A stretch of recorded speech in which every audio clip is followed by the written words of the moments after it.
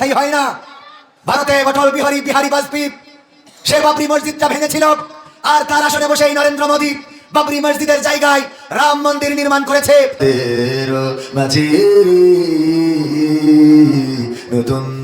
গোলামগঞ্জে কি হবে?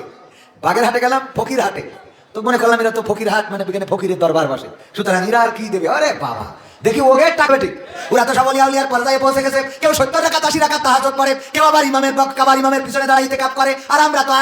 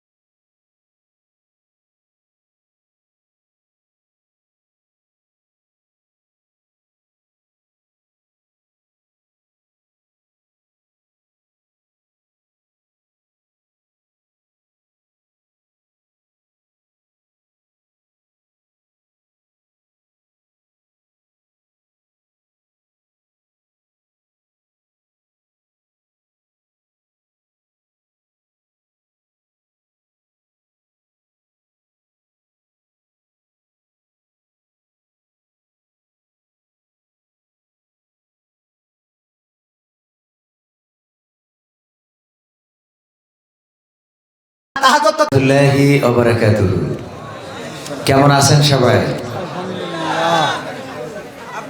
আলহামদুলিল্লাহ, আমি আপনাদের দোয়া নিয়ে ভালো আছি। এবং আজকে এই ঠান্ডার মধ্য দিয়ে আপনারা এখনো এই গভীর রাত বসে আছেন। তাছাড়া আগের মানে এখানকার মাহফিল সম্বন্ধে আমার একটু ধারণা কম। আমাদের এদিকে তো ওয়াজ হয় বেশি, কালেকশন হয় কম, আর এদিকে কালেকশন হয় বেশি, ওয়াজ হয় কম। এটা সুন্দর সিস্টেম, এটা দরকার, কারণ টাকার দরকার আছে না নাই? কথা কয় না, আছে না নাই? সুতরাং টাকাও কালেকশন করতে হবে, আর আপনারাও দেওয়ার মানসিকতা এটা রাখতে হবে, কারণ আমরা কিছু নিয়ে পৃথিবী থেকে যাইতে পারবো, সব রেখে চলে যাওয়া লাগবে, ঠিক তো?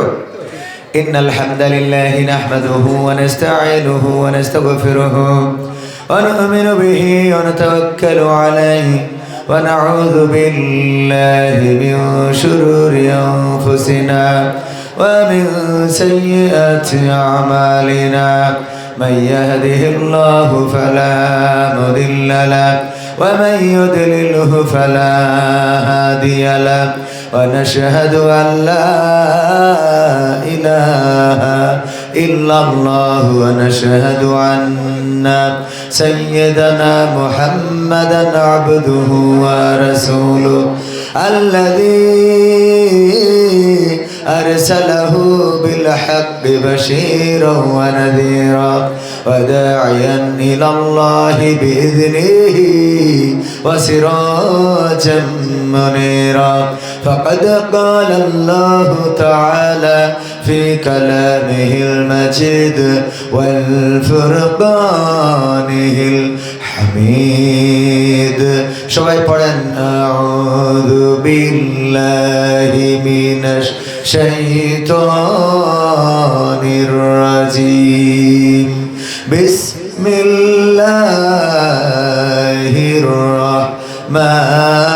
রাহমানির রহিম منها خلقناكم وفيها نعيدكم ومنها نخرجكم تارة أخرى وقال الله تعالى في شان حبيبي إن الله وملائكته يصلون على النبي يا أيها الذين آمنوا صلوا عليه وسلموا تسليما اللهم صل على سيدنا مولانا محمد وعلى عليه سيدنا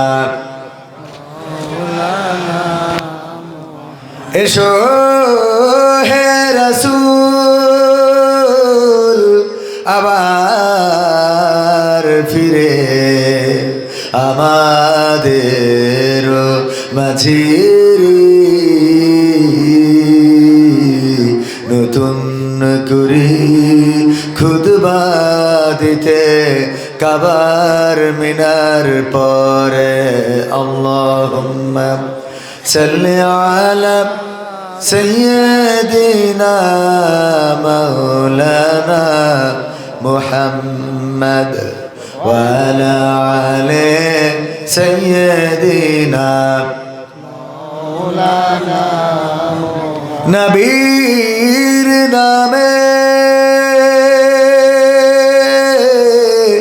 দুরূদ শরীফ পড়িবে যে জন তার জন্য যে হারাম হবে জাহান্নামের আগুন আল্লাহুম্মা সাল্লি আলা সাইয়্যিদিনা মাওলানা মুহাম্মদ ওয়া আলা আলি সাইয়্যিদিনা মাওলানা মুহাম্মদ লা ইলাহা ইল্লাল্লাহ লা ইলাহা ইল্লাল্লাহ লা ইলাহা ইল্লাল্লাহ লা ইলাহা ইল্লাল্লাহ লা ইলাহা ইল্লাল্লাহ মুহাম্মাদুর রাসূলুল্লাহ সুবহানাল্লাহ ওয়ালহামদুলিল্লাহ লা ইলাহা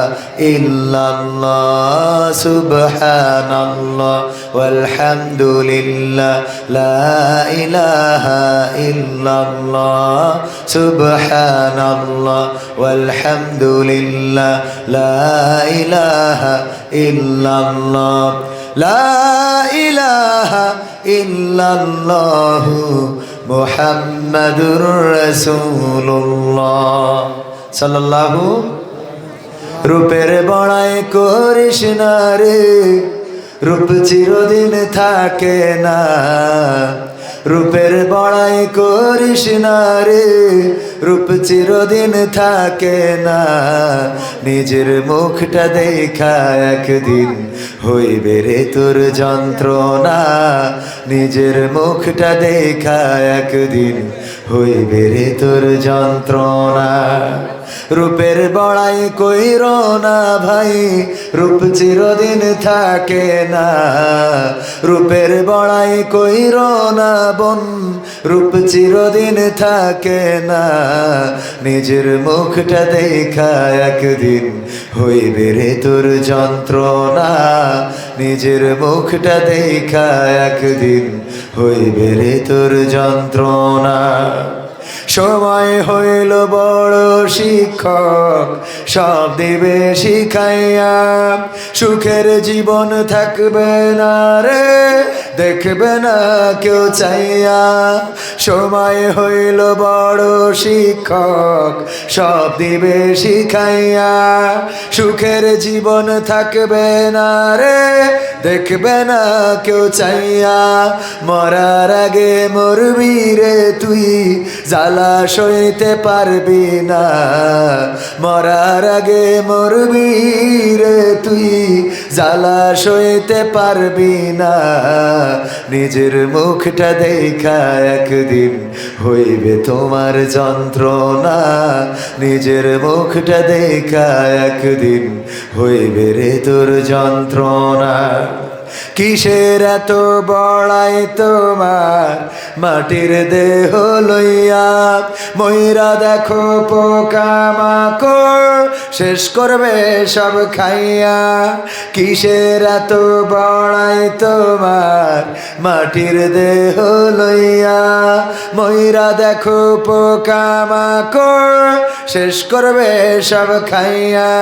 এই দুনিয়া ছাড়তে হবে, অহংকার আর কইরো না। এই দুনিয়া ছাড়তে হবে, অহংকার আর কইরো না। নিজের মুখটা দেখা একদিন হইবে তোমার যন্ত্রণা। নিজের মুখটা দেখা একদিন হইবে রে তোর যন্ত্রণা। ক্ষমতার বড়াই কইরো না ভাই, সে আর চিরদিন থাকে না। পাওয়ারের বড়াই কইরো না ভাই, সে আর চিরদিন থাকে না। নিজের চেয়ার দেখা একদিন হইবে তোমার যন্ত্রণা। নিজের চেয়ার দেখা একদিন হইবে তোমার যন্ত্রণা। বাড়াবা বলবেন না? আর একটু জোরে। যেই কথাগুলো বললাম ঠিক না বেঠে? সময় আমাদের সবকিছু শিখিয়ে দিবে। যেই চেয়ারে বিএনপির নেতা বসে আছে, গত বছর ওই চেয়ারে আওয়ামী লীগের নেতা ছিল না? ছিল না? আমার আগামী বছর কোন নেতা আসবে আমরা জানি না। এই চেয়ার চিরদিন থাকে না, পাওয়ার চিরদিন থাকে না, চেহারার সৌন্দর্য চিরদিন থাকে না। যার মুখে দাড়ি নাই তার মুখে দাড়ি গজাবে, যার মুখে কালো দাড়ি আছে তার মুখে সাদা দাড়ি হয়ে যাবে। আবার যার মুখভর্তি দাঁত আছে পড়ে যাবে। যে কানে খুব বেশি শোনে সেও কম শুনবে, যে চোখে খুব ভালো দেখে সেও কম দেখবে। সোজা মানুষটা কুজা হয়ে যাবে। ওগো আমার ভাইয়েরা, একদিন বেলা শেষে আমাদের মৃত্যুর কোলে ঢলে পড়তে হবে। আমাদের জীবন প্রদীপ নিভে যাবে। সূর্যটা যেমন প্রতিদিন সকালবেলা ওঠে পশ্চিম দিগন্তে অস্তমিত হয়ে যায়, তেমনি আমাদের জীবনের সূর্য উঠেছে, আবার একদিন জীবনের এই সূর্য অস্তমিত হয়ে যাবে। এই দুনিয়া থেকে আমাদেরকে অন্ধকার কবরে রেখে আসবে। ওই কবরে আমরা বেঁচে গেলাম নাকি আল্লাহর কাছে ধরা খাইলাম, এই পৃথিবীর কোনো আপনজন জানতেও পারবে না। ঠিক না বেঠে? সুতরাং ওই কবরের জন্য প্রস্তুত হওয়ার দরকার আছে না নাই? প্রস্তুত হতে রাজি কারা কারা দেখতে চাই? লিল্লাহি তাকবীর। আল কোরআনের আলো, আল হাদিসের আলো, আমার নেতা তোমার নেতা, নারায়ে তাকবীর। ওগো আমার ভাইরা, কবরের প্রস্তুতি কেন নিতে হবে? কারণ আমরা জানি না কবে আমরা মারা যাব, কখন মারা যাব। সকালবেলা বাইক নিয়ে বের হইলাম, বাড়িতে আবার ফিরে আসবো, এর কোনো নিশ্চয়তা কি আছে? আপনি যত ভালো ড্রাইভার হন না কেন, আপনার যে মেইন রোড সেখানে কোন মাতাল ট্রাক ড্রাইভার আপনারে চাপা দেবে আপনি জানবেনও না। ঘটে না? খুব ভালো ড্রাইভারও অ্যাক্সিডেন্ট করে না? যতই ভালো ড্রাইভার হন না কেন, খারাপ ড্রাইভার আছে না নাই? ভালো ড্রাইভার হইলেও খারাপ জন চাপা দিবে, সুতরাং মারা তো যাওয়াই লাগবে। ও গো আমার ভাইয়েরা, এখানে যারা এসেছেন একটু চিন্তা করে দেখেন, এই গ্রামে যত মানুষ মারা গিয়েছে, কেউ পানিতে ডুবে মারা গেছে, কেউ অ্যাক্সিডেন্টে মারা গেছে, কেউ হার্ট স্ট্রোকে মারা গেছে, কেউ ব্রেন স্ট্রোকে মারা গেছে, কেউ বার্ধক্যজনিত কারণে মারা গেছে, কারো ক্যান্সার হয়ে মারা গেছে। কোনো না কোনোভাবে কেউ না কেউ মরেছে না মরে নাই? আমি আপনিও কোনো না কোনোভাবে মারা যাব জানি না। আমরা কত লাশ দেখে আজকে উঠি অ্যাক্সিডেন্ট করেছে, ছিন্ন ভিন্ন হয়ে গেছে দেহখান, আহারে রক্তে ভেসে গেছে, পিচ ঢালা কালো পথ লাল হয়ে গেছে, রক্তগুলো শুকিয়ে জমাট বেঁধে আছে, চেনার কায়দা নাই, মানুষ ঢেকে রেখেছে কাপড় দিয়ে, তার দিকে তাকানো যায় না, বিভৎস দেহখান। এমন লাশ আমাদের চোখের সামনে পড়ে না? ওই লাশটা আমি হব না তার কোনো গ্যারান্টি আছে নাকি? ওই লাশটা আপনি হবেন না তার কোনো গ্যারান্টি আছে নাকি? ওই লাশটা আমি হয়ে যেতে পারি, ওই লাশটা আপনি হয়ে যেতে পারেন। সুতরাং ওই কবরের প্রস্তুতি নেওয়ার দরকার আছে না নাই? আমরা এই মাহফিল থেকে কবরের প্রস্তুতি নেব। কি প্রস্তুতি নেব? আমরা ঈমান যখন এনেছি, ঈমান আনার পরে আমাদের প্রথম কাজ কি? নামাজ। নামাজটা ছাড়বো না, রাজি আছেন না নাই? মনে থাকবে ইনশাআল্লাহ। এটা আমার প্রথম নসিহত, নামাজ ছাড়া যাবে না। আপনি বিএনপির হন, আওয়ামী লীগের হন, জামাতের হন, জাসদের হন, বাসদের হন, হেফাজতের হন, তাবলিগের হন, পাবলিকের হন, চরমানের হন, জাকির পার্টির হন, আপনি আর মাইজ ভান্ডারির হন, সারসিরার হন, যে কোনো দরবারের হন না কেন, নামাজ যদি না পড়েন, যাই করেন তাই করেন, কবরে মুক্তি মিলবে না। মিলবে? সুতরাং কবরের প্রস্তুতি নেওয়ার জন্য প্রথম কাজ কি? ঈমান আনার পরে প্রথম কাজ কি? এই নামাজ ছাড়া যাবে না। যুবকেরা আমার, কলিজার টুকরারা, নামাজ ছেড়ে দিও না গো যুবক। যদি মনে করো এখনো সময় আছে, আমার বাবা আজ থেকে 22 বছর আগে এই পৃথিবী ছেড়ে চলে গিয়েছেন। এমনই শীতের দিনে জানুয়ারির 5 তারিখ মাহফিলের জন্য এসেছিলেন। আমরা লাশটা নিয়েছি কালীগঞ্জ ঝিনেদা। কালীগঞ্জ থানা থেকে আমার বাবার চাদর দিয়ে লাশটা বাঁধা ছিল। আহারে রক্তাক্ত দেহ কান দিয়ে রক্ত বের হচ্ছে। থানার সামনে যে ডাক দিলাম আব্বা বলে, আব্বার ডাকের সাড়া দিলেন না। অথচ এর আগের দিন ওয়াজ করেছে, আমার মতো এভাবেই ওয়াজ করেছে। ও আমার ভাইয়েরা, আমার বাবা ওই দিন ওয়াজ করে আল্লাহর রাসূলের সেই হাদিসটি শুনিয়েছিলেন। আল্লাহর নবী একদিন নামাজ শেষে বললেন, ও আমার সাহাবীরা, তোমরা মৃত্যুকে কে কোন ভাবে চিন্তা করো?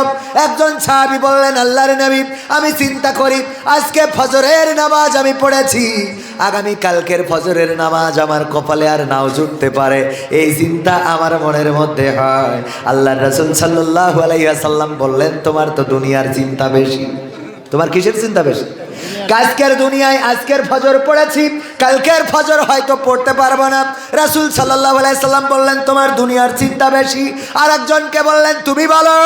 আর এক সাহাবী বললেন, আল্লাহর নবী, আমি চিন্তা করি আজকে জোহর পড়েছি, আসর আর আমার কপালে নাও জুটতে পারে। আল্লাহর নবী বললেন, তুমিও ওই লোকটির মতো। আর একজন সাহাবীর বললেন, তুমি বলো। ওই লোকটি বলল, ওই সাহাবী বলল, ওগো রাসূল, আমি চিন্তা করেছি মাগরিবের নামাজ ফরজ 3 রাকাত আদায় করেছি, বাকি 2 রাকাত সুন্নাত আমার কপালে আর নাও জুটতে পারে। আল্লাহর নবী বললেন, তোমাদের 3 জনের চিন্তাই তো প্রায় একই রকম। আমি বলছি, শোনো ও আমার সাহাবীরা, এমন চিন্তা কেন করো না? নামাজের মধ্যে ডান দিকে সালাম ফিরিয়েছো, আর বাম দিকে সালাম ফিরানো নাও হতে পারে। আল্লাহু আকবার। ডান দিকে সালাম ফিরিয়েছো, আল্লাহ যদি আর ক্ষমতা না দেয়, আল্লাহ যদি তৌফিক না দেয়, তাইলে আর বাম দিকে মাথাটা ঘুরবে না, বাম দিকে আর এই মাথাটা, কপালটা, মুখটা, চেহারাটা ঘুরবে না। ওগো আমার ভাইরা, এই জন্য মৃত্যুর প্রস্তুতি কেমন নিতে হবে চিন্তা করেন। মনে থাকবে?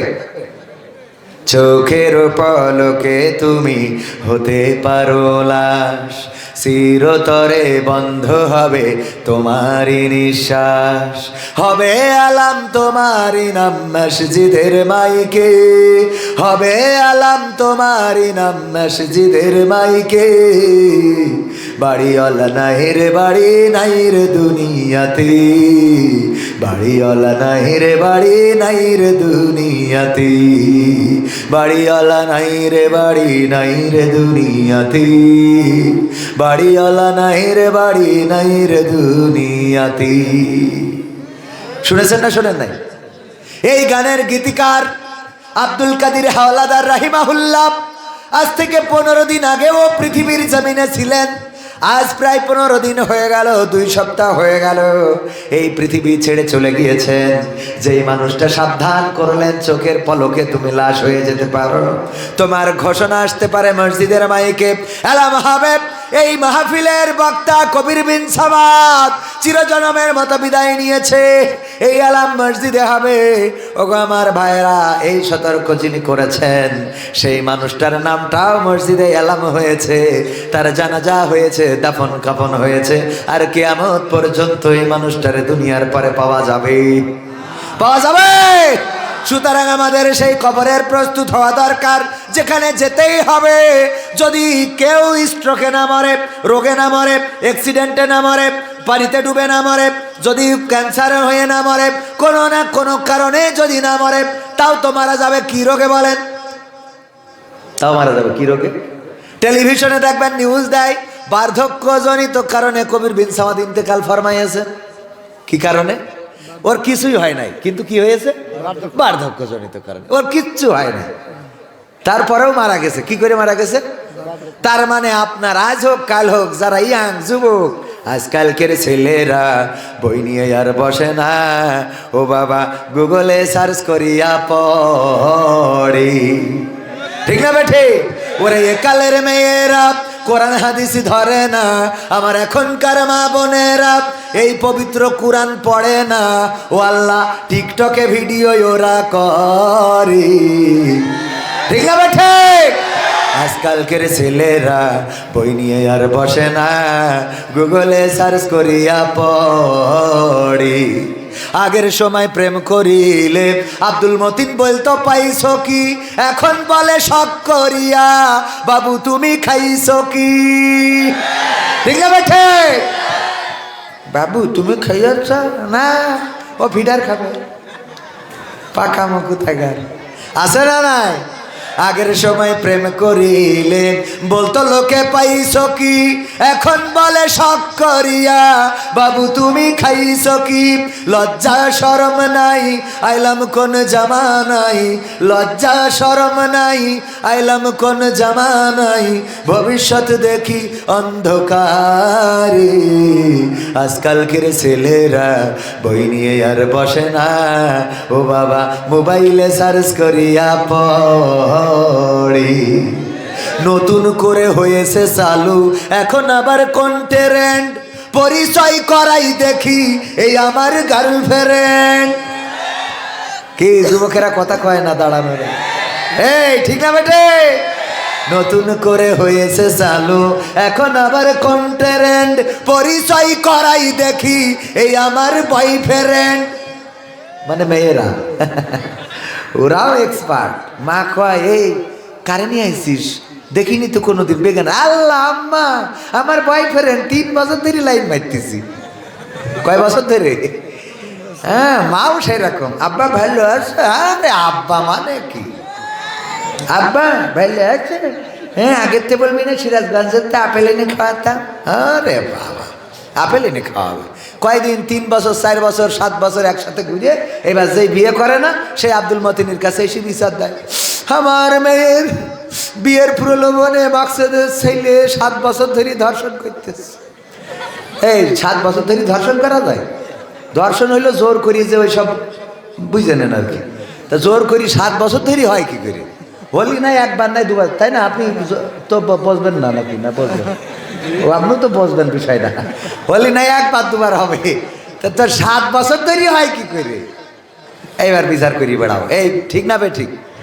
শয়তান আমার যুবক ছেলেপিলেগুলো সোনার টুকরা ছেলে যাদের চরিত্রে কলঙ্কের কালিমা নেই, চাঁদের দিকে তাকালি তা ওর মধ্যে গাই গরু দেখা যায়, এর চরিত্রের দিকে তাকালি কিছু দেখা যায় না। এর চরিত্র নষ্ট করেছে লাইলাতুল ফেব্রুয়ারিতে। হ্যাঁ ঠিক না বেঠে? নতুন করে হয়েছে চালু এখন আবার কোন ট্রেন্ড, পরিচয় করাই দেখি এই আমার বয়ফ্রেন্ড।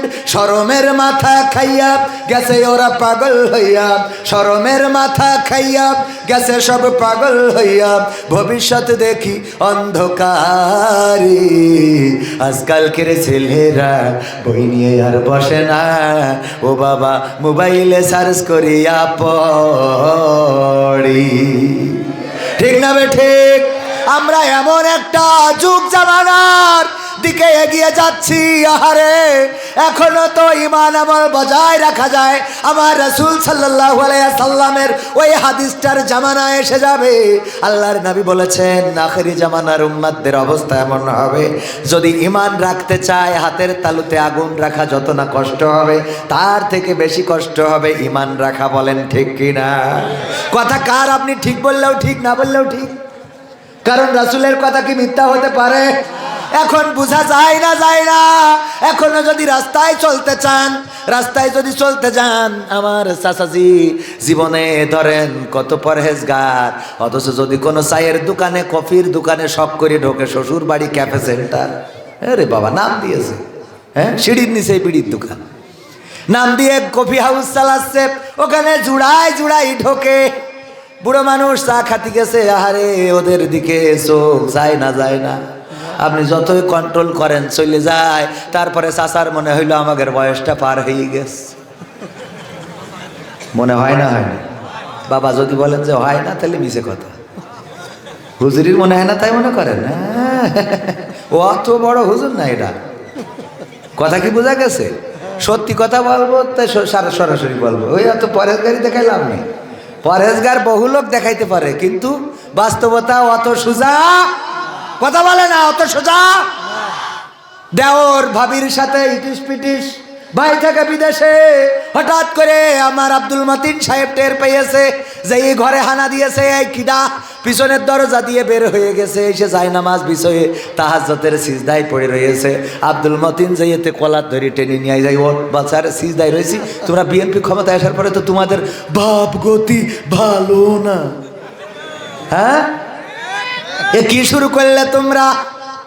তাহাজ্জুদের সিজদায় টেনে তুললে কেন? আমি পরহেজগার মানুষ, বলছে তুই পরহেজগার, মানতে কোনো অসুবিধা নাই, তুই তো তাহাজ্জুদের সিজদায় আছিস। কিন্তু আমার প্রশ্ন হইল তোর স্যান্ডেল ভাবির খাটের নিচেই কেন? কে থাকে না, থাকে না? কত বিচার, কি কব, দুঃখের কথা এগুলো না বললেও পাচ্ছি নে।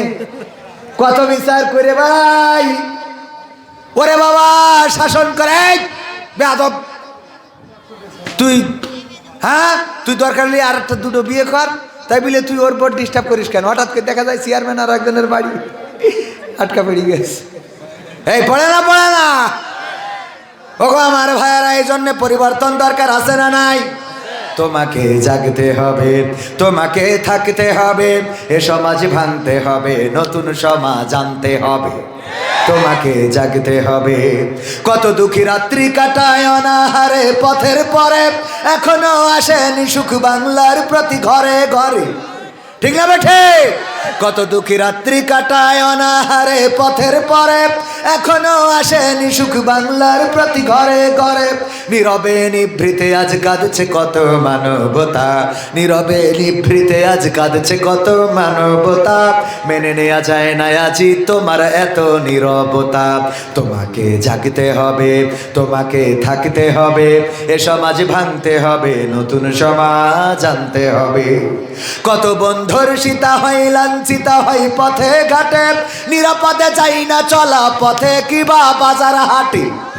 ঠিক না বেঠে? কত বন্ধুর সীতা হয় লাঞ্ছিতা হয় পথে ঘাটে, নিরাপদে চাই না চলা পথে কিবা বাজার হাটে।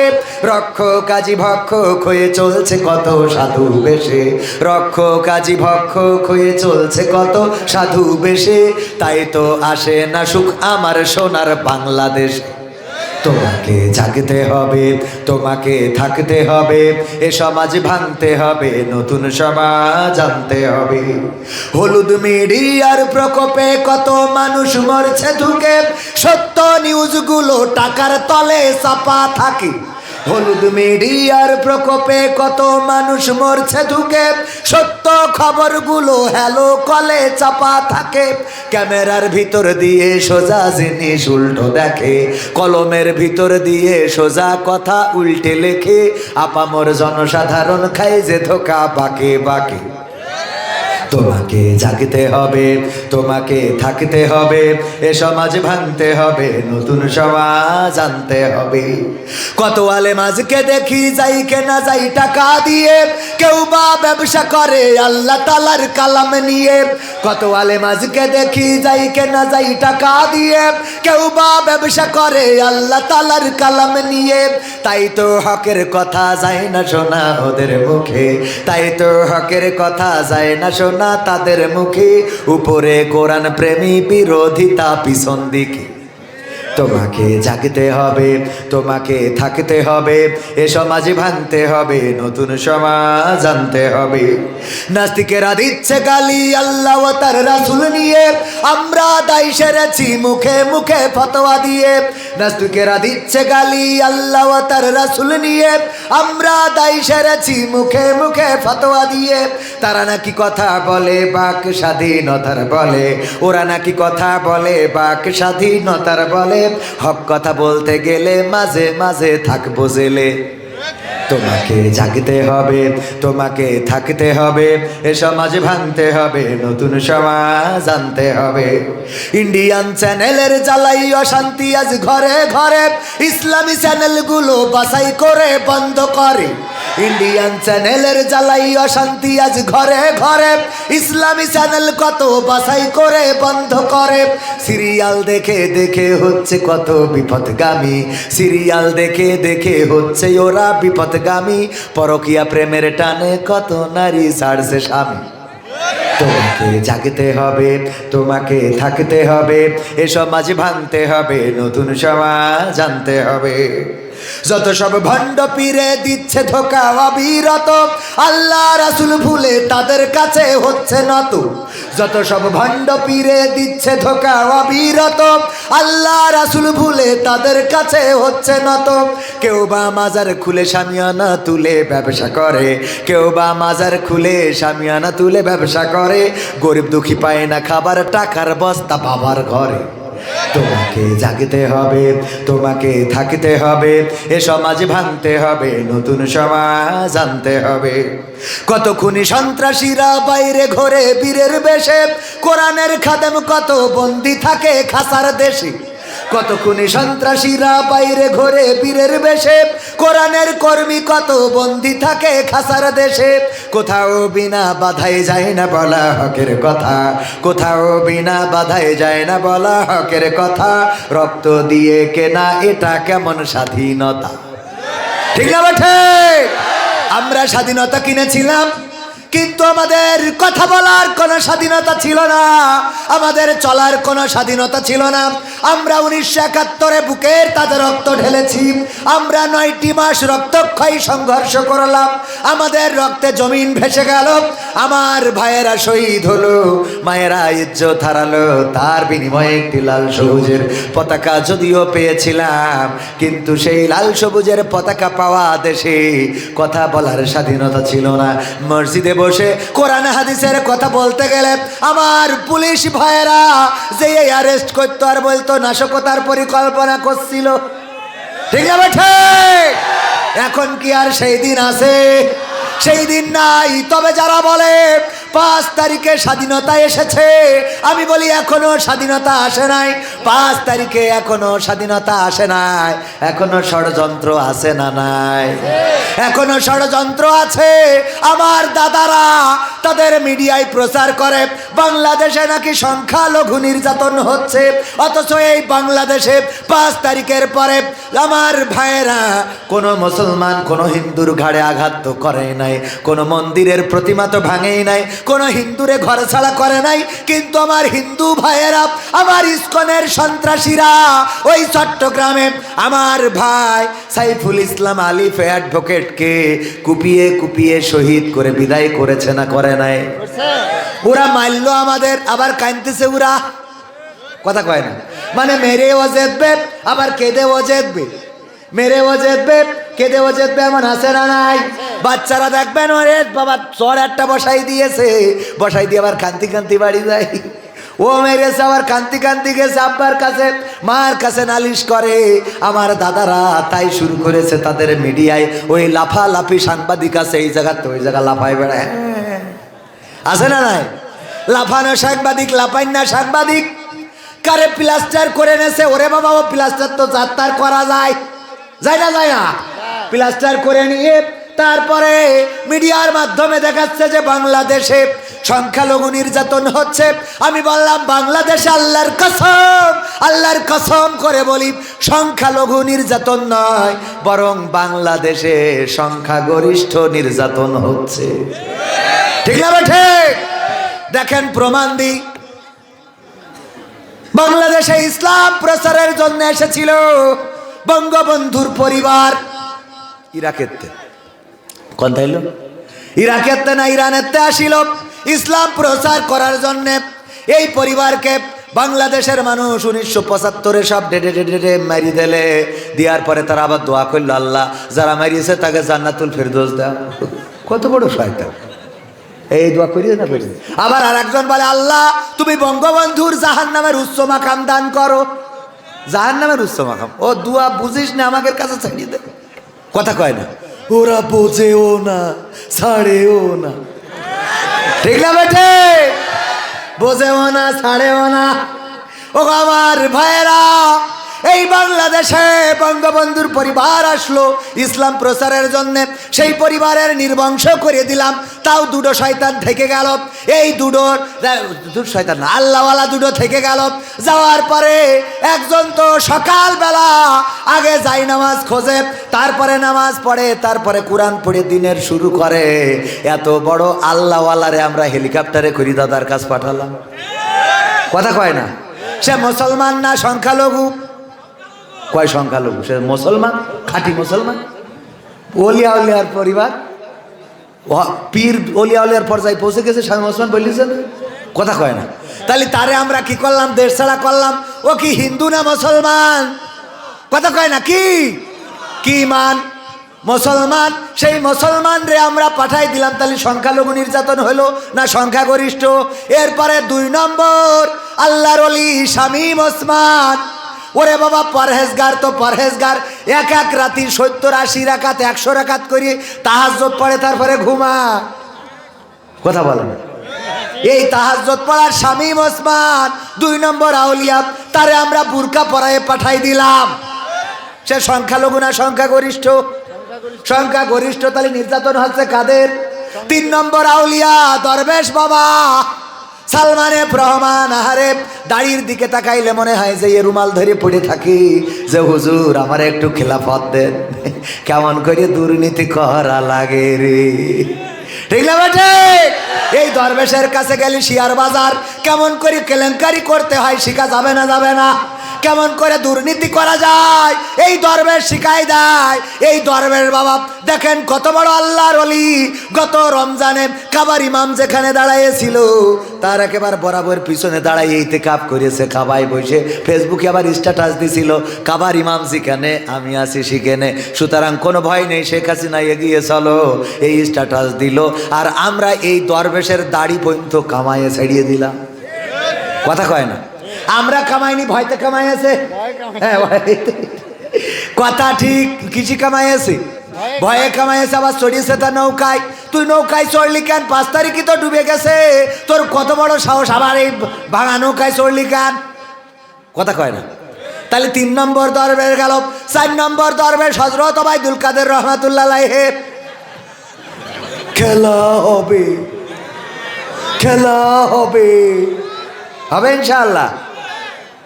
এই দরবেশ কত বড় আল্লাহর ওলি। ফোন কেনে বাংলাদেশের মানুষ কষ্ট করে কত পরিশ্রম করা টাকা, ধান বেচা টাকা, পাট বেচা টাকা, বিদেশে পরিশ্রম করা টাকা। আর উনি টেলিভিশনে বলে এই মোবাইল কে দিয়েছে? ঠিক না বেঠে? বাবার টাকায় কেনা মোবাইল, তাও তাদের নামে হয়ে গেল। ওগো আমার ভাইয়েরা, এই দরবেশও এখন দেশ ছাড়া। বললো যে পালাবে না, ফখরুলের বাসায় যাবে। আমি ঠাকুরগাঁওয়ে গেছিলাম, খোঁজ নিছি, বলছে না ওখানেও আসে নাই। ওখানেও? তার মানে এই যে গেল, এ সংখ্যালঘু না সংখ্যাগরিষ্ঠ? কয় না, কি কর সংখ্যাগরিষ্ঠ। তাইলে তারেও আমরা পাঠালাম। এরপরে দেখেন 5 নম্বর আল্লাহর ওলি পীর সাহেব মানিক্কা। কে ও? তো দেখেন টেলিভিশনে টকশো করি বলল সাইদির ফাঁসিতি ঝুলাইছি আমি রায় দিছি, আমি এই করেছি, আমি তাই করেছি।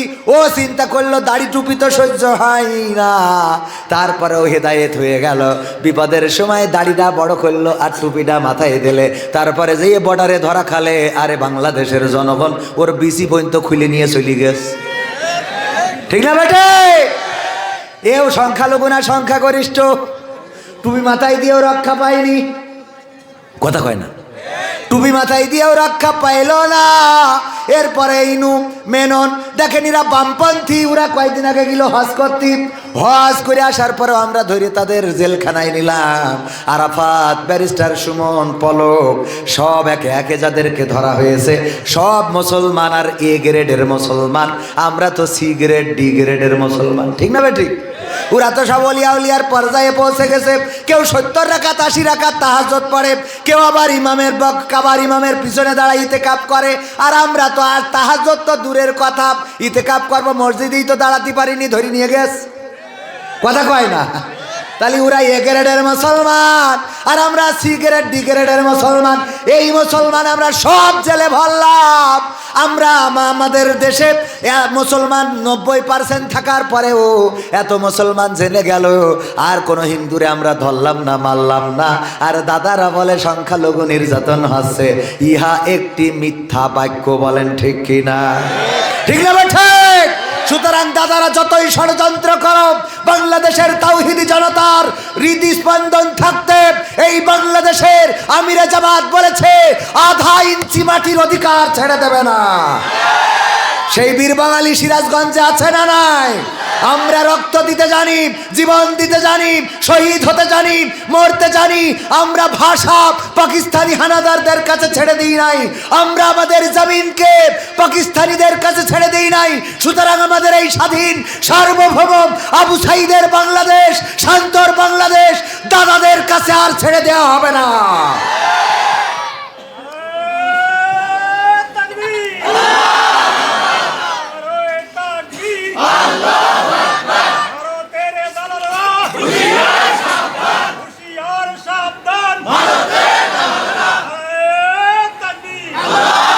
ক্ষমতায় কেউ স্থায়ী হয় না, হোক লাশে হাসিনা কি বারে না, চেয়ারটা চিরকাল থাকে না।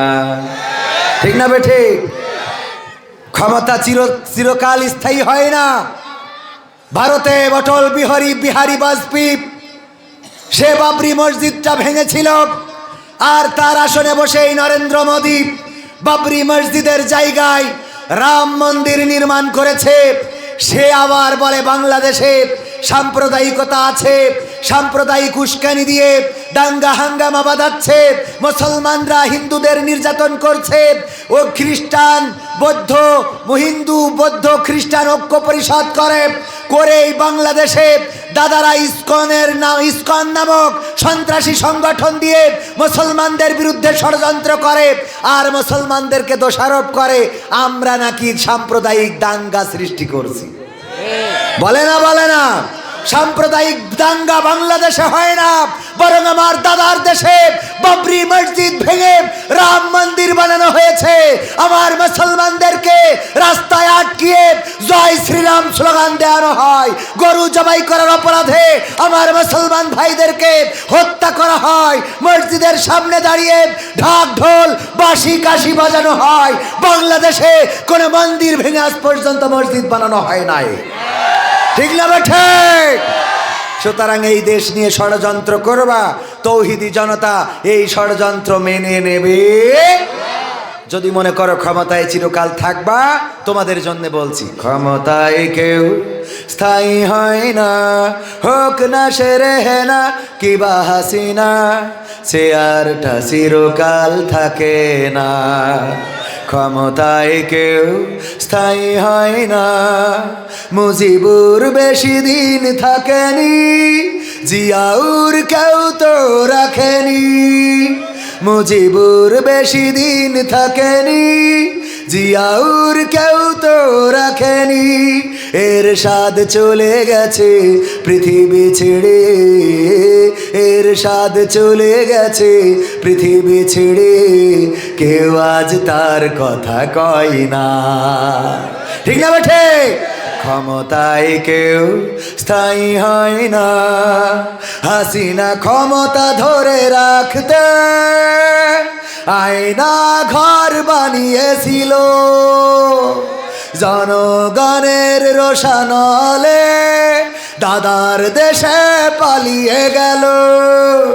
হাসিনা ক্ষমতা ধরে রাখতে আয়না ঘর বানিয়েছিল, জনগণের রোশানলে দাদার দেশে পালিয়ে গেল। ডিবি হারুনের পাশে আর, ডিবি হারুনের পাশে আর পরিমণিদের দেখা যায় না। ঠিক না বেঠে? ক্ষমতায় কেউ স্থায়ী হয় না, হোক না সে হাসিনা কিবা রেহেনা, চেয়ারটা চিরকাল থাকে, এই চেয়ার চিরকাল থাকবে না। সুতরাং ক্ষমতার পাওয়ার পরে চিন্তা করলে হবে না 41 সালের আগে ছাড়বো না। আমার আল্লাহ 31 সালও জীবনে আইনে দেবে, কথা কয় না। যারা 41 সালের আগেও ছাড়তে চায় নাই, তাদের জীবনে 31 সালও আসে নাই। এই পরিস্থিতি করেছেন কে? আল্লাহর কাছে ক্ষমতা আছে না নাই? নমরুদ বলল, ওগো ইব্রাহিম, তোমার আল্লাহর সাথে যুদ্ধ করব, ডাকো। আমার তীর ধনুক আছে, আমার কামান আছে, বুলেট আছে, বোমা আছে, তোমার আল্লাহর বাহিনীকে ডাকো, যুদ্ধ করব। ইব্রাহিম আলাইহিস সালাম আল্লাহর কাছ থেকে অনুমতি পাইলেন, ঠিক আছে, নমরুদের সাথে আমি যুদ্ধ করতে রাজি আছি। কোথায় যুদ্ধ করা হবে? সিরাজগঞ্জের বল ফিল্ডে। সেই বল ফিল্ডে একত্রিত হলো ফেরাও নমরুদের সৈন্যবাহিনী, সব এক জায়গায় আসলো। আসার পরে নমরুদ বলল, গো ইব্রাহিম, তোমার আল্লাহর সৈন্যবাহিনী কই? ইব্রাহিম আলাইহিস সালাম বললেন, অপেক্ষা করো, রুখ যাও। রুখ যা না, হ্যাঁ, অপেক্ষা করো, আল্লাহর সৈন্য আসবে। কিছুক্ষণ পরে আল্লাহর সৈন্য আসলো। কি আসলো? সবাই জানি না, জানি না। মশা দেখেন, একটা থাপ্পড়ে শেষ হয়ে যায়, অথচ মশার মতো সাহসী প্রাণী একটাও আছে? দেখেন আপনার কানের কাছে এই যে কয়, কি ব্যাপার, ঘুমাইছিস না এখনো জেগে আছিস? গান শোনাই, পড়ে না চোখের পলক, কি তোমার রূপের ঝলক। এবার যখন দেখেন না ঠিক আছে, তারপরে হুল ফুটাই। ঠিক না বে ঠিক? গান শোনানোর পরে হুল ফুটাই। আবার আর একদিক থেকে দেখেন, আমরা ওই একদিক থেকে মশার এক থাপ্পড়ে সে জানে যে যদি এক থাপ্পড় দেয় তাইলে দুনিয়া শেষ। তারপরেও সে সাহস করে, রক্ত খায় না, খায় না, সে সাহস করে আপনার গায়ে বসে। আর দ্বিতীয় সাহস হলো, এই পৃথিবীতে যত ভয়ঙ্কর প্রাণী থাকুক, বাঘ, উল্লুক, ভাল্লুক, হরিণ, কুমির, সিংহ, হাতি, ঘোড়া, ভেড়া যা আছে সব আমরা চিড়িয়াখানায় খাঁচার মধ্যে বন্দি করে রাখি। সব আমাদের খাঁচায় ভরার ক্ষমতা আছে, কিন্তু মশা এত ভয়ঙ্কর প্রাণী যে তার ভয়তে আমরা নিজেরাই ইচ্ছা করি খাঁচায় ঢুকে শুয়ে থাকি। ঠিক আছে? আমরা নিজেরাই ইচ্ছা করি খাঁচায় ঢুকি, যে তুই বাইরে থাক, আমরা ভিতরে। ঠিক না বেঠে? এই মশা পাঠালেন কে? আল্লাহ পাঠালো। মশা এসে যারাই কামড়ায় সেই পৃথিবী থেকে বিদায় নাই। এক ন্যাংরা মশা, পঙ্গু, খুঁড়া, চোখে দেখে কম, বলল যে দেখ, তোরা তো অনেক ভালো কিছু করতে পারবি, আমি তো ন্যাংরা, আমার দিয়ে তো ভালো কিছু হবে না, তোরা আমার একটু সুযোগ দে, আমি ভালো করে কামড়াতেও পারবো না, কারণ আমার সুর ব্যাকা, আমি একটু নমরুদের দায়িত্বটা নিতে চাই। নমরুদের দায়িত্ব নিল, নাকের মধ্যে দিয়ে মজকে প্রবেশ করলো। যখনই কামড়ায় তখন মাথায় ঘা দিলে ভালো থাকে, মাথায় আঘাত করলে ভালো থাকে, মাথায় ঘা দেয় আরাম পায়। মশা কামড় দিতে থাকে, মাথায় যখন ঘা দেয় মশা চুপ করে বসে থাকে। আবার যখন কামড়ানো শুরু করে আবার ঘা দিতে থাকে। ঘা দিতে দিতে দিতে দিতে এক পর্যায়ে ওর মিজাজ খারাপ হয়ে গেছে। যারে দিয়ে ঘা দিয়াছিল ও খাইটে এক কানাই নিয়ে কুপান ছুড়িয়ে দিয়েছে, কায়দা করে। এরম দেয় না, দেয় না? আরে বাবা, অনেকে আছে না, বুঝলি? আমি বললাম আসার পরে এখানে শুইছি, ওই যে মাদ্রাসার ছাত্ররা আছে, বললাম যে আমার একটু তোমরা এখানে শুয়াই রাখো, দেখবা যেন মাছি বসে না, মশা যেন ডিস্টার্ব করে না। আমার মাদ্রাসার ছাত্ররা হুজুরির পাশে বসে খালি বাতাস করতেছে, এই মাছি বসিস নে, এই মশা বসিস নে। আমি শুয়ে আছি শীতপটাং হয়ে, একটা মশা একবার কপালে বসে, একবার নাকে বসে, একবার মাছি মাছি কি করে, একবার নাকে, একবার কপালে, একবার চোখে। আমার ডিস্টার্ব হয়, ও তাড়াচ্ছে তাড়াচ্ছে, মাছি কথা শুনতে চায় না। ওর হয়ে গেছে রাগ, যে কথা যেহেতু শোনে না। ও বাড়ি ছিল যে মাইন এর বাড়ি খায় জায়গির, ওদের বাড়ি একটা ধার তো এরম বড় দা আছে, ওই দা এনেছে যায় মাছি তোর একদিন আর আমার একদিন। হুজুরের নাকে পয়সা দেখাইস কি, হুজুরের নাকে আজ ভাই তুই। যেই হুজুরের নাকে মাছি বসেছে, ও বিসমিল্লাহ আল্লাহু আকবার বললে দেশে কুপান। বুঝা যায় না? ভালো করতে গেছ না খারাপ কথা কয় না, ও করতে গেছ তো ভালো, যে মাছি কেটে ফেলবে। কিন্তু এই যে হুজুরির তেজ মারা সারা, তা তো এটা তো বুঝি নাই। ওগো আমার ভাইয়েরা, এই হুজুর বিপদে পড়ে গেল, কুপান জুড়ে দিলে একটা, হুজুরের কপাল গেল ফেড়ে। মাসি বলল আমি গেলাম উড়ে। ওইভাবে নমরুদের ওর যে ঘা দিচ্ছিল, যতই ঘা দেয় কয় আরো জোরে, আরো জোরে, আরো জোরে, আরো জোরে, আরো জোরে, আরো জোরে। এইবার খাইটে এক কানে নিয়ে বলছে বিসমিল্লাহ আল্লাহু আকবার, দিয়েছে কুপান, মাথা গেল ফেটে আর মশা গেল উড়ে। ওগো আমার ভাইরা, এত বড় বড় নমরুদ ফিরাউন ছোট ছোট জিনিস দিয়ে ধ্বংস হয়েছে, আর তুমি তো কোথাকার নসিমদ্দি কসলিমদ্দি, বলেন ঠিক কিনা? ঠিক না বেঠে? এই জন্য আমি বলি এমপিরা সব কোথায় গেল বলবো?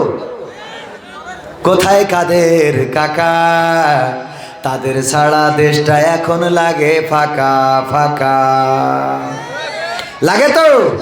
শুনবেন শুনবেন শুনবেন, যেই সময় আমরা এখানে বসে আছি সেই সময় অসংখ্য মানুষ আছে যারা হাসপাতালের বিছানায় কাতরাচ্ছে যে কখন মরে যায়, কখন আজরাইল এসে নিয়ে যায়, বলেন ঠিক কিনা? আছে না নাই? কত মানুষ অ্যাক্সিডেন্ট করে পড়ে আছে রাস্তায়, কত মানুষের একটু অক্সিজেনের দরকার, কত মানুষ কত দুশ্চিন্তায়, কত মানুষ অভাবগ্রস্ত, কত মানুষ মেন্টাল হয়ে আছে, কেউ বা প্যারালাইজড হয়ে পড়ে আছে, কেউ বা বার্ধক্যজনিত কারণে ঘরে শুয়ে আছে। এই মাহফিলে আসার বসার ক্ষমতা নাই, এমন মানুষ আছে না নাই? যে আল্লাহ তাদের থেকে মুক্ত করে নিরাপদ রেখে এত সুন্দর মাহফিলে আসার বসার তৌফিক দান করেছেন, সেই রবের শুকরিয়া আদায় করে সবাই বলছি আলহামদুলিল্লাহ। আলহামদুলিল্লাহর আওয়াজ সিরাজগঞ্জবাসীর মতো হয় নাই। সিরাজগঞ্জের মাটি নবাব সিরাজউদ্দৌলা ছিল, সেই সিরাজউদ্দৌলার সাথে মিল রেখে সিরাজগঞ্জ, এই সিরাজগঞ্জের যদি নবাবরা এমন হয় তাহলে অন্য গুলামগঞ্জের লোক কেমন হবে? কথা কয় না? সিরাজগঞ্জে যদি এই হয়, ওই কি করে গুলামগঞ্জে কি হবে? বাগের হাটে গেলাম, ফকির হাটে, তো মনে করলাম এরা তো ফকির হাট মানে এখানে ফকিরের দরবার বসে, সুতরাং এরা আর কি দেবে? আরে বাবা, দেখি ওগের টাকা বেশি, দান করতেছে সব ফকিররা। অমুক ফকির 5,000 টাকা, অমুক ফকির 10,000 টাকা, মকসেদ ফকির 3,000 টাকা, অমুক ফকির 50,000 টাকা। আমি বললাম আল্লাহ, তুমি সারা দেশের মানুষের ফকির বানিয়ে ভিক্ষে করে খাওয়াও। বাসে হুজুর এ ফকির সে ফকির না, তো কি ফকির? বাসে পদ পদবী ফকির, বিপদ না? সব ফকির দান করতেছে। এরম ফকির আছে না নাই? ফকির দান করে। আবার আপনার সিরাজগঞ্জে এসে দেখি শাহজাদপুর লিখা রয়েছে ভিক্ষুক মুক্ত অঞ্চল, ভিক্ষুক মুক্ত এরিয়া। শাহজাদপুর সাইনবোর্ডে লিখে থিয়ে না থই নাই, ওই সাইনবোর্ডের নিচে বসে একজন ভিক্ষুক আছে। আমি বললাম এই শয়তান, তুই তো শেখ হাসিনার মান সম্মান নষ্ট করে ফেলাবি। এখানে লেখা ভিক্ষুক মুক্ত অঞ্চল, আরে এনে তুমি এর নিচে বসে ভিক্ষে করতে যাবো। আছে বাপু ওই লেখা নেই না ওখানে, লিখা রয়েছে মানে পড়তে পারো না বাসে না মূর্খ মানুষ তো এখন পড়তে পারি রে তো ওখানে তাহলে ওই লিখা তো হ্যাঁ তারপর তো লিখা ঠিক আছে আমিও ঠিক আছে কেন বাস ওখানে লিখা কি ভিক্ষুক মুক্ত অঞ্চল না মানে ফকির ভিক্ষুক মুক্ত অঞ্চল আমি তো ভিক্ষে করছি না তাহলে কি করতেছ বাস আমি সাহায্য তুলছি ও কি চলছে সাহায্য চলছে ভিক্ষে করছেন শয়তানের শয়তান কোনে যাব দুনিয়া আপডেট হয়ে গেছে ডিজিটাল কিটাল হ্যাঁ আপনারা কি করবেন সব তো আমি করি ঠিক আছে আপনারা এসে বলবেন এই ব্লাউজ কে দিয়েছে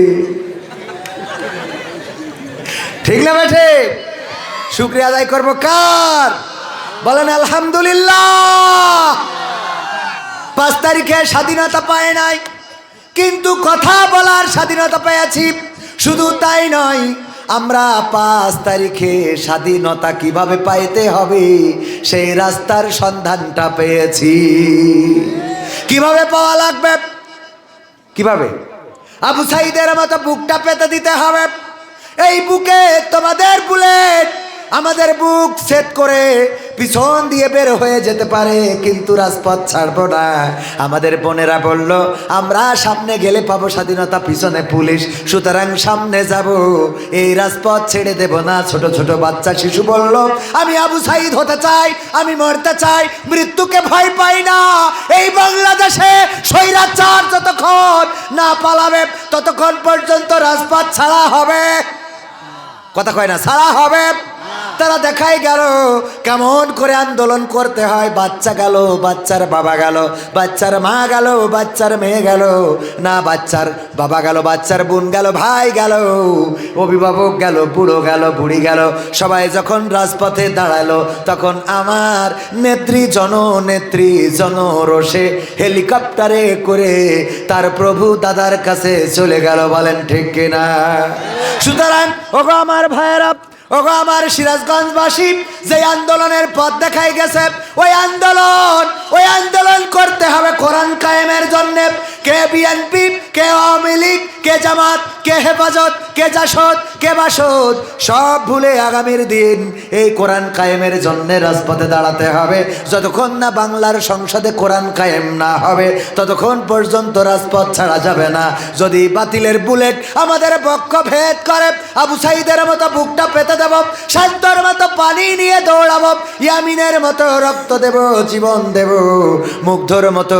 আমরা বিস্কিট পানি বিতরণ করব কিন্তু রাজপথ ছাড়বো না ততক্ষণ পর্যন্ত যতক্ষণ পর্যন্ত না কোরআন কায়েম হবে আর এই কোরআন সেই দিন বাংলার মানুষ প্রকৃত স্বাধীনতা পাবে ঠিক না বেঠে এই জন্য কোরআন কায়েমের জন্য দলাদলি ভেদাভেদ করা যাবে মুসলমানে দ্বন্দ্ব করা চলবে না সীসা ঢালা প্রাচীর হবে কখনো তা টলবে না মুসলমানে দ্বন্দ্ব করা চলবে না সীসা ঢালা প্রাচীর হবে কখনো তা টলবে না মুসলমানে দ্বন্দ্ব করা চলবে না সীসা ঢালা প্রাচীর হবে কখনো তা টলবে না তবেই শান্তি পাবে অশান্তি দূর হবে তবেই শান্তি পাবে অশান্তি দূর হবে কেউ আর মুসলমানের বাজে কথা বলবে না মুসলমানে দ্বন্দ্ব করা চলবে না সীসা ঢালা প্রাচীর হবে কখনো তা টলবে না কে আমি কে বিএনপি কে জামাত ইসলাম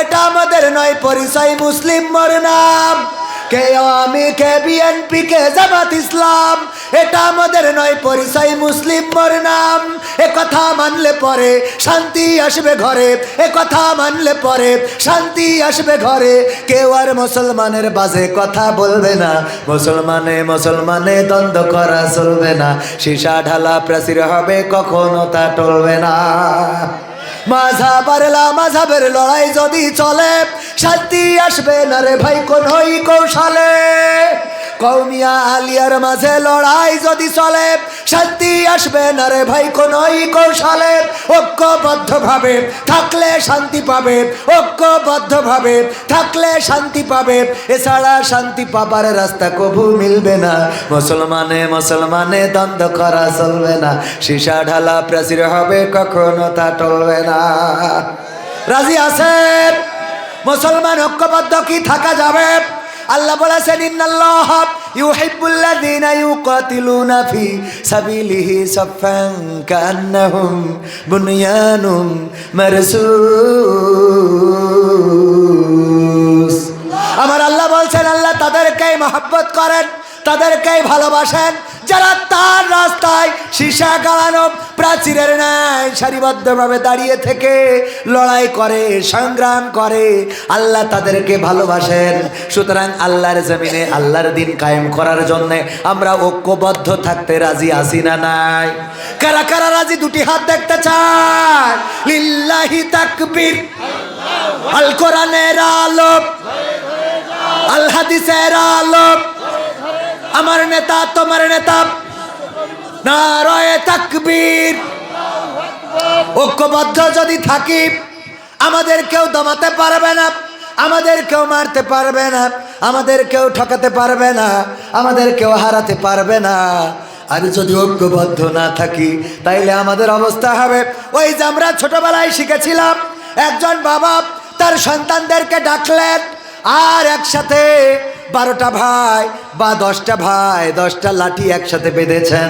বাঁধার পরে ওই 10টা লাঠির আটি দিয়ে দিলেন, নাও তোমরা 10 জন ভাই একজন একজন করে ট্রাই করো, ভাঙতে পারো কিনা, একটু চেষ্টা করো, দেখো পারো কিনা। সবাই চেষ্টা করলো, কেউই পারলো না। বাবা এবার কি করলো, লাঠিটা ওই বান্ডিলটা বা আটিটা খুলে 10 ভাইয়ের কাছে 10টা লাঠি দিয়ে দিলেন, দিয়ে বলল 10 ভাই এবার লাঠিটা ভাঙো। 10 ভাই যখন লাঠিটা অমনি চার দিল, লাঠি মটমট করে ভেঙে গেল। বাবা শিখিয়ে দিল, গো আমার সন্তানেরা, তোমরা 10 জন ভাই যদি তোমরা এক থাকো, তোমরা যদি ঐক্যবদ্ধ থাকো, একসাথে থাকো, তাহলে তোমাদের কেউ ক্ষতি করতে পারবে না, তোমাদের কেউ ভাঙতে পারবে না, তোমাদের কেউ কষ্ট দিতে পারবে না, তোমাদের কেউ গ্রাম ছাড়া করতে পারবে না, তোমাদের কেউ দেশ ছাড়া করতে পারবে না। কিন্তু তোমরা যদি 10 ভাই আলাদা হয়ে যাও তাইলে 10 জন একজনও রক্ষা পাবে না রে। ঠিক না বে ঠিক? আরো যদি বলি, সিরাজগঞ্জ থেকে 3 জন আমার যশোরে গিয়েছে কোনো না কোনো কাজের জন্যে। যাওয়ার পরে এই 3 জনের মধ্যে একজন ছিল হিন্দু, একজন ছিল খ্রিস্টান, আর একজন ছিল মুসলমান। ওরা যাওয়ার পরে পানির পিপাসা পেয়েছে। পানির পিপাসা পাওয়ার কারণে কুইশাল একটা ক্ষেত ছিল। কুইশাল ক্ষেত কি ক্ষেত আপনারা কি বলেন? আর কুশল, কুশল ক্ষেত। এই কুশল ক্ষেতের মধ্যে 3 জন যে ইচ্ছা মতো ওই কুশল কেটেছে আর খেয়েছে। মালিক আব্দুল মতিন সাহেব উনি টের পাওয়ার পরে মাঠে যেয়ে দেখে 3 জনে আখ ঝাড়তেছে, কুশল ঝাড়তেছে, মানে খাচ্ছে। কুশল কি করতেছে? যে বলছে তোমরা কারা? বলছে আমরা সিরাজগঞ্জের শাহজাদপুরের মানুষ। এখানে কি আসিছি যশোরে একটু কাজের জন্য, আমার ক্ষেত থেকে আখ খেলে কার না বলে বল খাইছি। তা তোর বাপের সমস্যা কি? খাইছি, সমস্যা আছে কোন? কারণ ওরা কয়জন? ওরা কয়জন? আর ইনি কয়জন? একজন। আপনি একজন। মালিক কয়জন? মালিক একজন। আর গেছে খেয়েছে কয়জন? 3 জন। মালিক বুঝতে পেরেছে 3 জন খুব উগ্র মিজাজি বানায়, মাল খায়। এরা থাকে না। আগের সময় যদি কেউ চিকনা থাকতো, পাতলা থাকতো, তাইলে জিজ্ঞাসা করতো, বাবা তুমি কি কিছু খাও না? এত চিকনা পাতলা হয়ে যাও কেন? আপনারা কি বলেন? হালকা পাতলা, চিকন কি বলেন আপনারা? চিকন, এত চিকন হয়ে যাও কেন? আর এখন যদি কেউ চিকন থাকে তাইলে বলে তুই কি কিছু খাওয়া ধরেছিস নাকি? কয় কিছু খাস? আগে না খালি চিকন হইতো, আর এখন খেয়ে চিকন হয়। কথা কয় না। এখন কি করে চিকন হয়? আগের সময় আমার বাবাজিরা মেয়ে দেখতে যেত, যাওয়ার পরে জিজ্ঞাসা করতো, ও গো মা, আমার পুত্রবধূ করবো গো মা, তুমি কোরআন পড়তে পারো কিনা মা? যদি পারো তাইলে এই যে সূরা বাকারার 2 নম্বর 3 নম্বর পৃষ্ঠায় 4 নম্বর পৃষ্ঠায় একটু পড়ে শোনাও। ও গো মা, সূরা ইয়াসিনটা মুখস্থ করেছো কিনা? ও গো মা, তুমি আয়াতুল কুরসি পারো কিনা? ও গো মা, তুমি সানা, তুমি দুআয়ে মাসুরা পারো কিনা? তুমি দুরুদে ইব্রাহিম তাশাহুদ পারো কিনা? মাগো একটু আয়াতুল কুরসিটা পড়ে শোনাও। আর এখন যে আমার চাচারা জিজ্ঞাসা করে, ও মা তোমার টিকটক আইডিতে ফলোয়ার কত? ঠিক না বেটে? তোমার ফেসবুকে ফ্রেন্ড লিস্টে কতজন ফলোয়ার মনে কাছে কিছু জানে না না? আছে না নাই? আইডির নাম কি? জান্নাতুল ফেরদাউস। আরে বাবা, জান্নাতুল, এ দুঃখ করে তো আপনি ফ্রেন্ড রিকোয়েস্ট পাঠাইছেন মনে কাছে জান্নাতুল ফেরদাউস, যেই দেখে তো জাহান্নামের রাস্তা। ঠিক না বে ঠিক? বুরখা দেখি, চোখের ছবি দেখে আমার মতিন ভাই মনে কাছে এর একটা ফ্রেন্ড রিকোয়েস্ট পাঠাইছে। কয়দিন পরে বলছে আমার 500 টাকা দিবা। এই কথা কয় না, ঠিক না বেঠে? এখন জিজ্ঞেস করে ফেসবুকে ফলোয়ার্স কত। এখন চেঞ্জ হয়ে গেছে, সময়টা বদলিয়ে গেছে। এই সময়ের পরিবর্তন দরকার, আবার সেই খোলাফায়ে রাশেদার যুগের দরকার। সময় যত খারাপ হচ্ছে পাপাচার তত বাড়ছে, কদাচার বাড়ছে, মানুষের ইমান নিয়ে টানাটানি। কবরে আমরা ইমান নিয়ে যেতে পারবো তার কোনো গ্যারান্টি কি আছে? আছে, কিন্তু কবরে যে যাবো এর গ্যারান্টি আছে না নাই? কবরে যাবো এর গ্যারান্টি আছে, কিন্তু কবরের খোরাক যদি না নিয়ে যেতে পারি, ওই কবরে যাওয়ার পরে আল্লাহর ফেরেশতারা এসে বলবে মান রব্বুকা ওমান দিনুকা ওমান নাবিয়ুকা, বলো তোমার রবকে, তোমার দিন কি, তোমার নবী কে ছিল? আমরা ওই দিন বলতে পারবো নারী, পারবো? আবার মাটি দেওয়ার সময় বলে বিসমিল্লাহি ওয়া আলা মিল্লাতি রাসূলিল্লাহ, বলে না? বলে না? এর অর্থ কি? অর্থ হলো ওগো আল্লাহ, তোমার নামে আমার রাসূলের দলে রেখে গেলাম গেলাম গেলাম রে। আমার রাসূল ওই লাশ কাঁধে নেবে, কথা কয় না? নেবে কেন নেবে না? বিএনপির নেতা আব্দুল মতিন আজকের মাহফিলের সহসভাপতি, আমি এসেছি ওয়াজ করার জন্যে। আমার এখানে নৌকার সিল, এখানে নৌকার সিল, কপালে নৌকার সিল, এখানে বঙ্গবন্ধু, এখানে শেখ হাসিনা, এখানে তারেক জিয়া, না তারেক জিয়া না, ওই জয় মানে জি, তাহলে এখানে কি জয়? এইবার আমি লিখেছি জয় বাংলা জয় বঙ্গবন্ধু।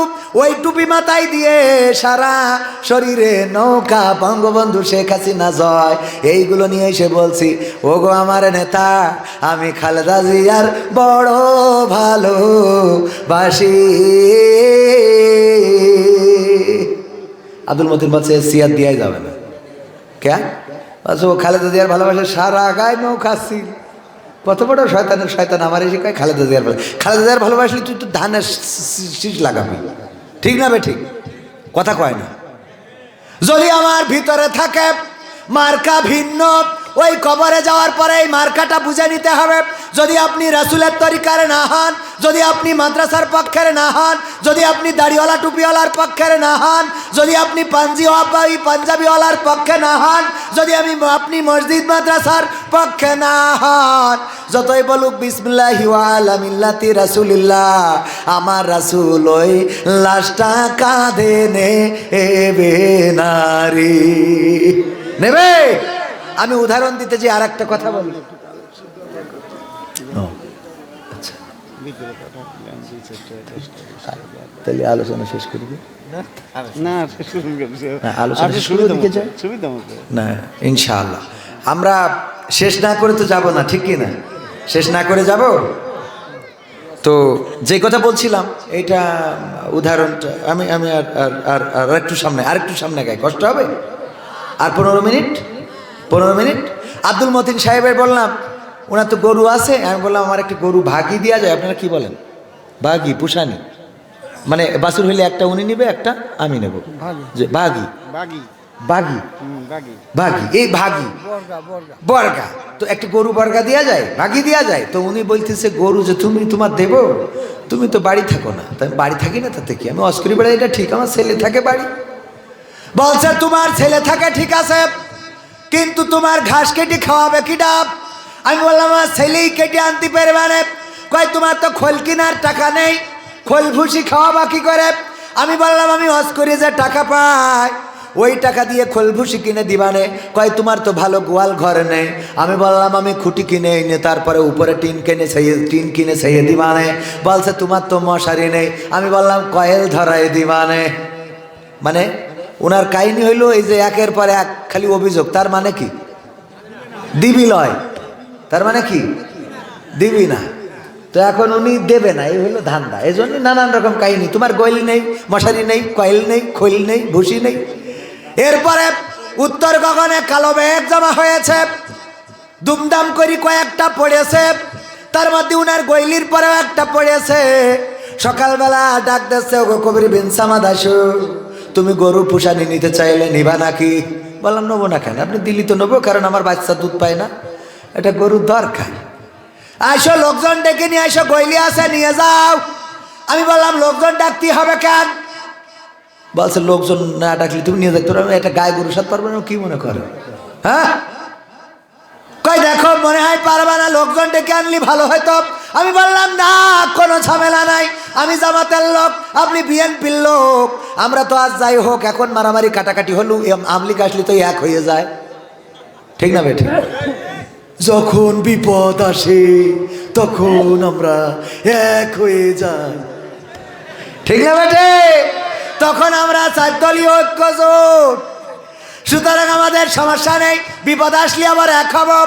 গরুর বাছুর যদি একটা হয় আমি নেব, একটা হইলে আপনি নিবেন, সমস্যা কি? কয় গোয়ালে দেখো শুয়ে আছে, নিয়ে যেতে পারো কিনা? আমি যাই দেখি চার হাত পায়ে একদিকে, লেজের দিকে তাকাই দেখলাম নেটওয়ার্ক কখন চলে গেছে, মানে মশা মাছি বসছে তা তাড়াচ্ছে না, তার মানে টাওয়ার নেই। লেজে কি নাকের কাছে হাত দিয়ে দেখি না, ফসফসও কাচ্ছে না। আমি আস্তে করে এসে বললাম, আব্দুল মতিন সাহেব গরু কি মরি গেছ? নাই। তা বলছে মরি গেছ বলি তো তোমার ডাকছি, গরুটা নিয়ে একটু ওই নদীর পাড়ে ফেলাই দিয়ে আসতে হবে। তা বললাম আপনি আমার ফাইজলামি মনে করেছেন নাকি? আপনার বিএনপি হয়েছেন তো কি হয়েছে? আমি জামাত করি বলি পয়সা গিয়েছি নাকি? আমাকে নেতা যেসব কথা বলতেছে হিন্দুরা তাই জামাত করতেছে, কথা বলে না, ঠিক না বেটে?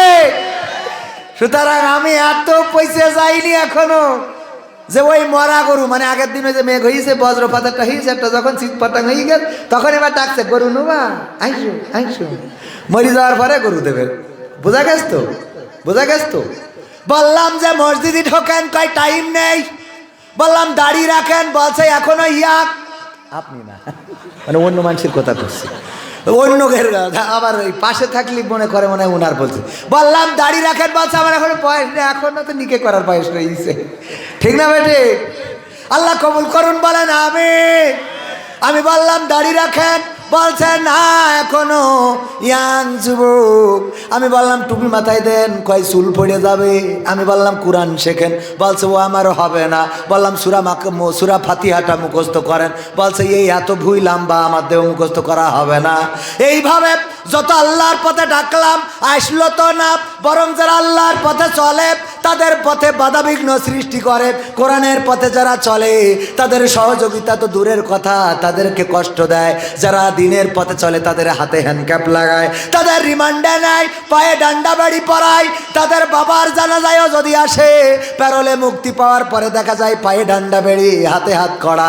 আমার মামুনুল হক যখন কারাগারে যায়, আহারে রিমান্ডে যাওয়ার পরে যখন বের হয় সুস্থভাবে দাঁড়াতেও পারে না, হুইল চেয়ারে করে ঠেলা লাগে।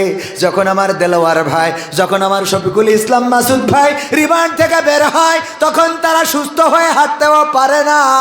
আবার অপর দিকে যখন পরিমণিরা রিমান্ড থেকে বের হয়, তখন তাদের হাতে মেহেদি রং পাওয়া যায় রে, ঠিক না বেঠে? এইগুলো করে আলেমুলামাদের জেলে ভরে, দাড়িওয়ালা টুপিওয়ালাদের ফাঁসির কাস্টে ঝুলায়, দেশ ছাড়া করে। আমার কোরআনের পাখি 13টা বছর, আহারে সোনার মানুষ, এখনো যদি কোনো জায়গায় আল্লামা সাঈদীর ওয়াজের ক্যাসেটটা বাজে, কোনো টেলিভিশনে যদি ওয়াজটা খাটিয়ে দেয়, ওয়াজটা চালিয়ে দেয়, মানুষ থমকে দাঁড়ায়, দলমত নির্বিশেষে সবাই শুনতে থাকে। কি মধুর কণ্ঠস্বর, কি মধুর বাণী, কি মধুর সুরে কথা বলে রে। আর এই মানুষটার 13টা বছর কারাগারে রেখে দিল কোরআনের ময়দান থেকে বঞ্চিত করে, ঠিক না বেঠে?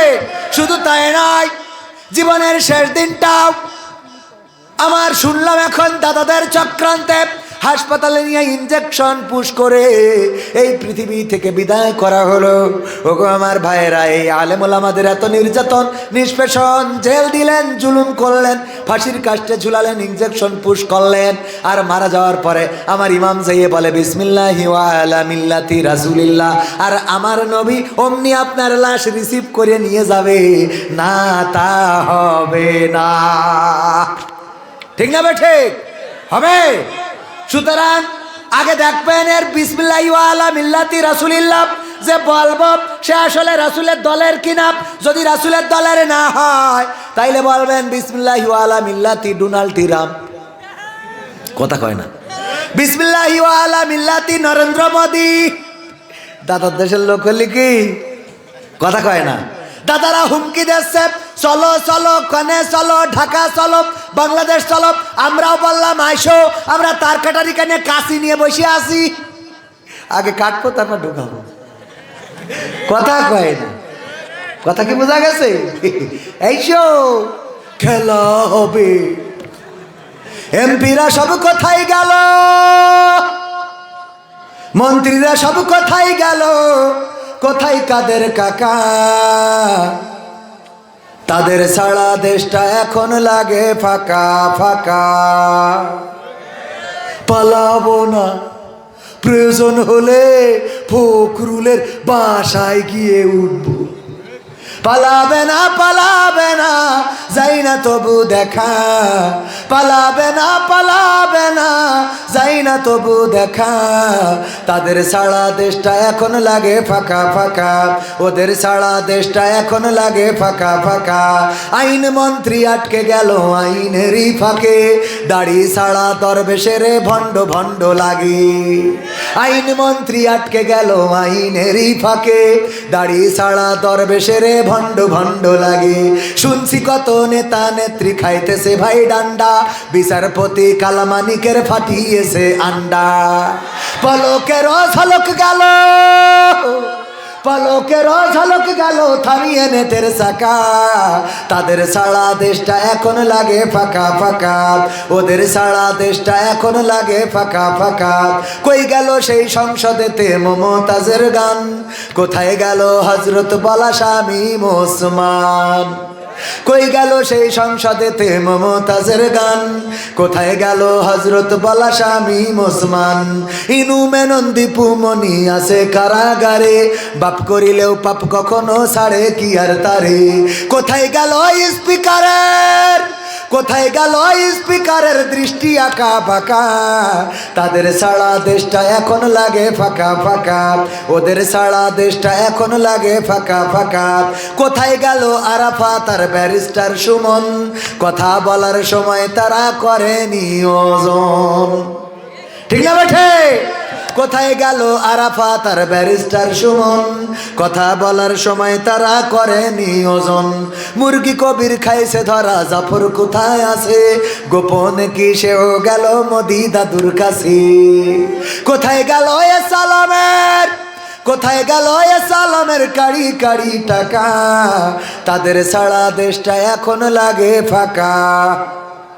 লাগে না? লাগে না? এখন আর টেলিভিশন খুললে কুমড়া দিয়ে কেমন করে বেগুনি ভাজা যায় এটা শেখানোর মানুষ পাওয়া যায় না। কাঁঠাল দিয়ে কেমন করে বার্গার রান্না করা যায়, বার্গার বানানো যায় সেটা বলার মানুষ পাওয়া যায় না। কাঁচামরিচ কেমন করে শুকনের সময় শুকিয়ে রাখতে হয়, আর বর্ষাকালে পানিতে দিলে জীবন্ত হয়ে আবার নদীতে পুকুরে ঝাঁপ দেয়, এটাও শেখা হলো না। এখন আর টেলিভিশন খুললে আমরা এটা শুনি না, এই মোবাইল কে দিয়েছে? ঠিক না বেঠে? সুতরাং ফাঁকা ফাঁকা লাগে না? লাগে না? এটা তো গেল দিনের কথা। রাত্রে 80 রাকাত, 90 রাকাত, 100 রাকাত তাহাজ্জুদ পড়ার শামীম ওসমানকে পাওয়া যায় না। সালমান এফ রহমানের মতো দরবেশ বাবা চলে গেল রে, গেল রে। ঠিক না বেঠে? সুতরাং ফাঁকা ফাঁকা লাগে না? লাগে না? ওগো আমার ভাইরা, আল্লাহর নবী মেরাজে গেলেন, যাওয়ার পরে দেখলেন একজন জান্নাতে কাঁদে আর একজন জাহান্নামে হাসে। আল্লাহ রাসূল সাল্লাল্লাহু আলাইহি ওয়াসাল্লাম বললেন, ওগো জিব্রাইল, একজন দেখি জান্নাতে কান্নাকাটি করে, অপর অপরজন দেখি জাহান্নামে হাসে। কারণটা কি? জাহান্নামের হাসা শাস্তির মধ্যে থেকেও কেন এই লোকটা হাসাহাসি করে? আল্লাহর নবীকে জিব্রাইল আলাইহিস সালাতু ওয়াস সালাম জানালেন, ওগো নবী গো, যেই লোকটি জান্নাতে ওই লোকটি দুনিয়ার পরে আলেম ছিল, আর যেই লোকটি জাহান্নামে ওই লোকটি দুনিয়ার পরে চোর ছিল। দুইজনেরই একজন করে পুরুষ সন্তান ছিল। আলেম লোকটি চিন্তা করলো, ইমামতি করে তো দিন যায় না, আল্লাহর পথে থেকে তো তেমন একটা দিন চলে না, কোটি কোটি টাকার মালিক হওয়া যায় না। সুতরাং আমার একটা ছেলেকে আমি ছাত্রলীগ, যুবলীগ, আওয়ামী লীগ করাবো, যাতে নেতা হওয়ার পরে সয়াবিন তেল খাটের নিচেই ঢুকাইতে পারে, যেন বেগম পাড়ার কানেডায় বাড়ি বানাইতে পারে, যেন সুইজারল্যান্ডের সুইস ব্যাংকে টাকা রাখতে পারে, যেন আমেরিকায় সন্তান পড়াইতে পারে, যেন দুবাই আবুধাবিতে বুর্জ খলিফায় যেন বিল্ডিং কিনতে পারে, যেন থাইল্যান্ডে পিকনিকে যেতে পারে, যেন মাউন্ট এলিজাবেথ সিঙ্গাপুরে চিকিৎসা নিতে যেতে পারে। এই জন্য আলেমের সন্তান ওই পথে দিল যেই পথে গেলে চুরি করা যায়, দুর্নীতি করা যায়।